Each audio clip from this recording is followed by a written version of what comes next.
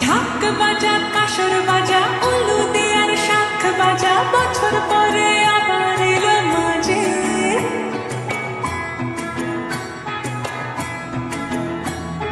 পুজো